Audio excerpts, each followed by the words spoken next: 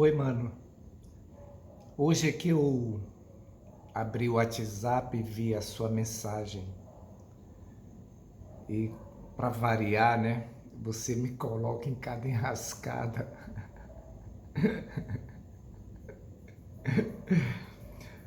Eu preparei até um cafezinho aqui, que eu sei que a conversa hoje vai ser longa, mano.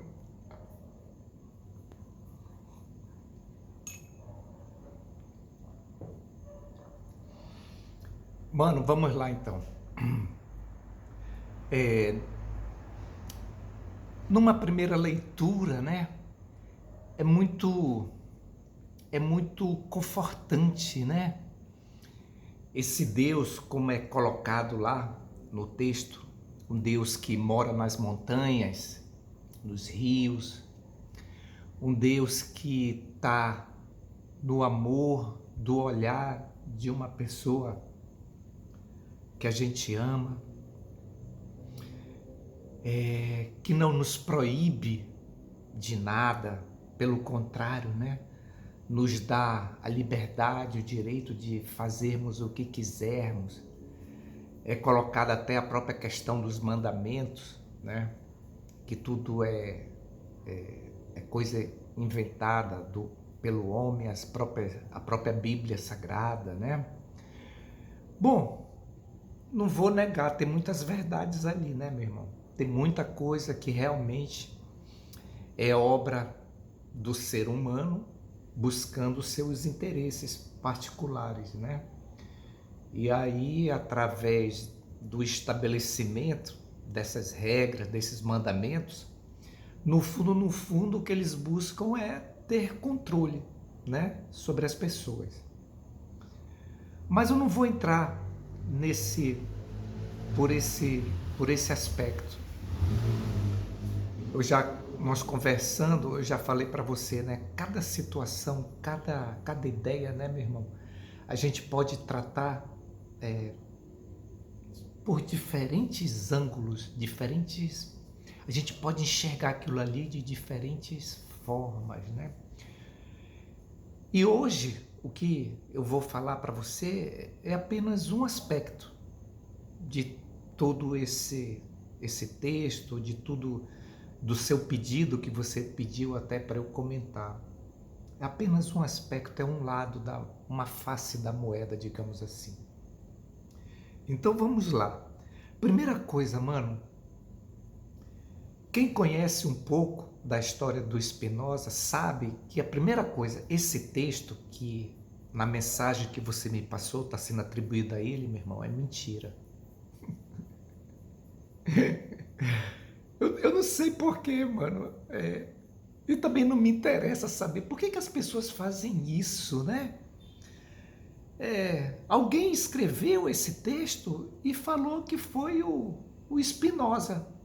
Porque, na verdade, meu irmão, se você for pesquisar a vida, a história do Spinoza, é algo muito triste, meu irmão. E pelo contrário, esse Deus que é colocado nesse texto, você nem imagina o que aconteceu ao Spinoza por ele defender uma ideia de Deus que é totalmente diferente dessa que foi colocada nesse texto e que é atribuído a ele. Spinoza, mano, a família deles, eles eram judeus, são portugueses, eles eram portugueses.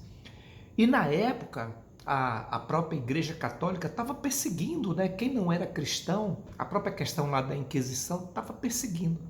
Então, eles tiveram que, em Portugal, eles tiveram que negar a própria religião deles, porque senão eles iam ser mortos. E aí a família viaja para a Holanda, para Amsterdã. E lá chegando, lá o judaísmo pode ser, os judeus, né, podem praticar a sua religião de uma maneira mais livre, né, entre aspas. Então, a família do Spinoza foi para lá, e na época ele tinha 23 anos. E chegando lá, meu irmão, e já fazendo parte de uma comunidade de judeus, o Spinoza começou a externalizar uma, uma opinião sobre o que ele acreditava que fosse Deus. Então, isso levou ele a ser excomungado da própria comunidade dos judeus. Então, eu até notei aqui, meu irmão, olha só, no dia 27 de julho de 1656, o Spinoza ele tinha 23 anos e ele foi excomungado da comunidade judaica. Eu vou já dizer por quê e qual era a ideia dele de Deus. E sabe, o fato de ser excomungado, meu irmão, o rabino lá dentro do templo, perante toda a comunidade, e na frente, né, Spinoza lá na frente, ele lia um texto, e nesse texto, dentre outras coisas, meu irmão, olha que coisa lamentável. Eu vou até ler para você, porque eu não queria deixar nenhuma palavra de fora, porque é muito duro, mano. Olha o que diz o texto. O texto ele pede que ninguém mais fale com ele, com Spinoza, que ninguém leia o que ele escrever e que ninguém more sob o mesmo teto que ele morar, que ninguém chegue a menos de 4 metros dele na rua. Tu acredita nisso, meu irmão? Aí eu pergunto para você, que religião é essa?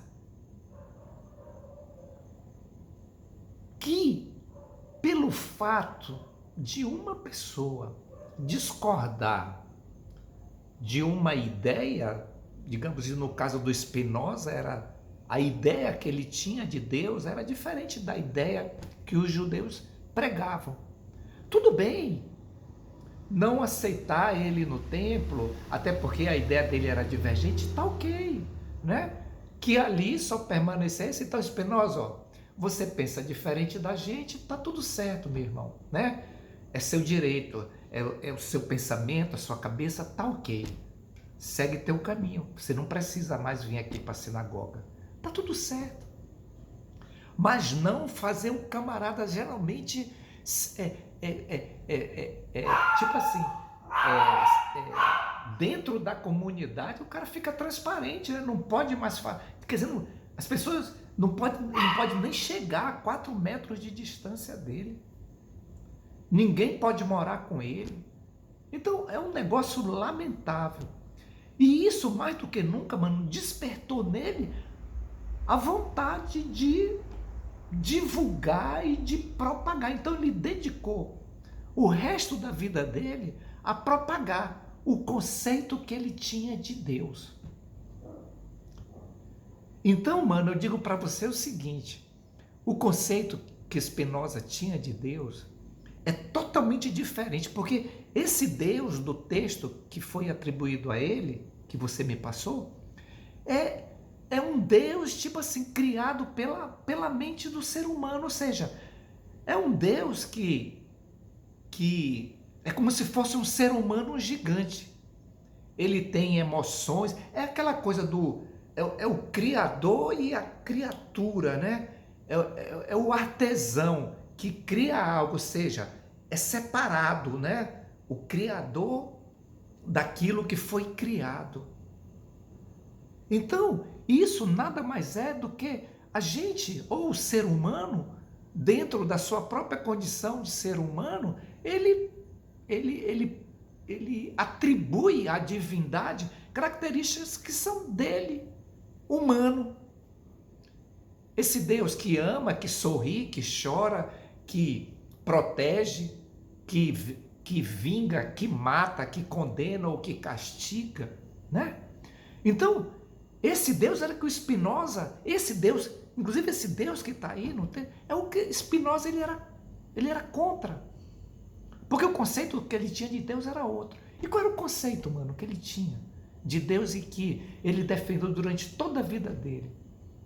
E a maior parte dos livros que ele escreveu sobre esse assunto, ele não pôde nem publicar nem divulgar.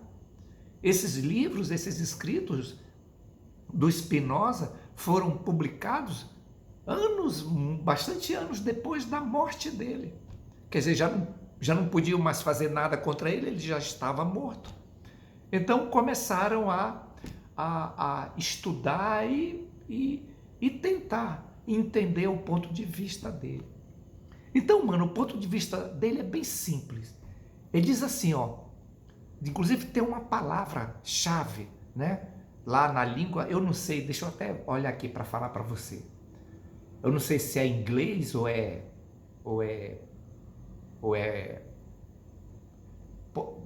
português de Portugal, porque tipo assim, a frase que ele usou durante toda a vida dele para externar o que era Deus, era Deus sive natura, que traduzindo para nós seria, ele dizia assim, quando eu falo de Deus, ou seja, natureza.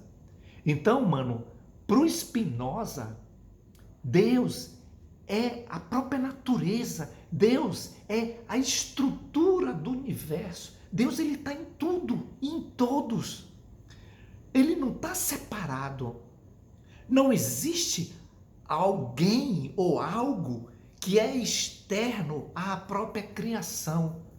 Deus ele é a própria estrutura que sustenta todo o universo. E quando eu falo universo, quando ele fala universo Spinoza, ele quer dizer que se refere a tudo. Tudo. Desde o átomo, né, até as ideias que nós somos capazes de pensar, de imaginar. Tudo é Deus, que ele chama de natureza, ou que ele chama de estrutura de criação e sustentação de toda a existência. Então, para ele, Deus não tem emoção. Deus não tem essa coisa de dizer, Deus me protege, foi Deus que me protegeu, foi Deus que me curou. A nossa liberdade, ou a liberdade que nós temos, é de procurar entender, a começar a entender a nossa própria necessidade que a gente tem de Deus, de acreditar numa divindade. Então, quando você transforma essa tua necessidade de acreditar em algo maior que você mesmo, e você vai atrás de conhecer os próprios motivos, as razões que te levam ou que nos levam a buscar, acreditar em Deus. E aí a gente, e segundo a visão do Spinoza, esse Deus ele não existe como algo separado de tudo que ele criou. Ele é tudo que ele criou. É como uma onda no oceano, mano. Um surfista, quando ele pega aquelas ondas maravilhosas, né? Então, uma onda, ninguém pode dizer que uma onda ela é separada do mar. Uma onda nada mais é do que o mar naquele momento se expressando através dos efeitos do vento. Ele é o mar se expressando em forma de onda. Então, o que é o mar, o que é a onda? É tudo a mesma coisa. É tudo mar. Então esse era o Deus de Spinoza. Não é um Deus separado de nada. Esse Deus, ele considerava também, ele chamava de, é a própria estrutura que sustenta a tudo e a todos. E isso, ele defendeu esse ponto de vista até o final da vida dele. Então, mano, para encerrar, né? É aquilo que eu falei para você já. Quando a gente começa a nossa jornada de autoconhecimento, de despertar a nossa consciência, a gente é cheio de perguntas, nós temos muitas perguntas. tempo vai passando e nós saímos dessa fase das perguntas e começamos a nos encher de respostas, né? A gente começa a ter resposta para aquelas dúvidas que a gente tinha, aqueles questionamentos. A gente acredita que nós achamos, né, encontramos as respostas. Só que ainda é uma fase, meu irmão, ainda é uma fase do processo. E aí, com o passar do tempo, a gente passa a apenas contemplar a vida, a existência. A gente passa apenas a contemplar, como o Spinoza, ele considerou Deus como sendo a própria natureza, a própria estrutura que sustenta tudo, que criou tudo. A gente entra num estado de contemplação. A gente passa a compreender, e era essa foi a luta do Spinoza, né? De procurar compreender e entender dentro da nossa estrutura, dentro daquilo que a gente é capaz de entender, do que seja Deus, do que seja essa estrutura, do que seja essa natureza. Então, dentro daquilo que a nossa estrutura de pensamento nos permite, a gente procurar entender, e depois chega ao ponto, como eu estou falando para você, a gente já desiste de procurar entender, a gente não encontra, a gente não desiste de procurar entender, não é porque a gente encontrou a resposta. Num primeiro momento, até porque a gente acredita que encontrou a resposta. Mas no passo seguinte, a gente passa a compreender que não tem resposta. Dentro do nosso nível de compreensão, compreender essa estrutura, compreender Deus, ainda não somos capazes. Mas isso não nos impede de contemplar a beleza que existe na própria existência. Não nos impede de sentirmos o amor, de sentirmos a alegria de ter outras pessoas ao nosso redor. Como a alegria que eu tenho, meu irmão, todas as vezes que nós nos encontramos, que nós conversamos, que nós apertamos as mãos, que nós nos abraçamos. Então, independente da compreensão que a gente possa ter de Deus, é sentir essas coisas tão maravilhosas que não podem ser expressadas em palavras. Elas podem apenas serem sentidas. Então, o terceiro momento é esse estágio apenas de contemplação, de compreensão da nossa própria incapacidade de compreendermos o que é tudo isso, né, meu irmão? O que é tudo isso, meu irmão? O que é tudo isso?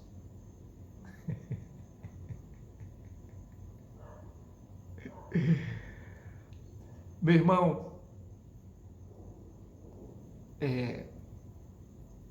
aprendamos então a conviver com toda essa loucura, com todas as nossas idiosincrasias, né? Com as coisas que nós não somos capazes de compreendermos, os paradoxos, as loucuras que a nossa própria mente ela gera, ela cria.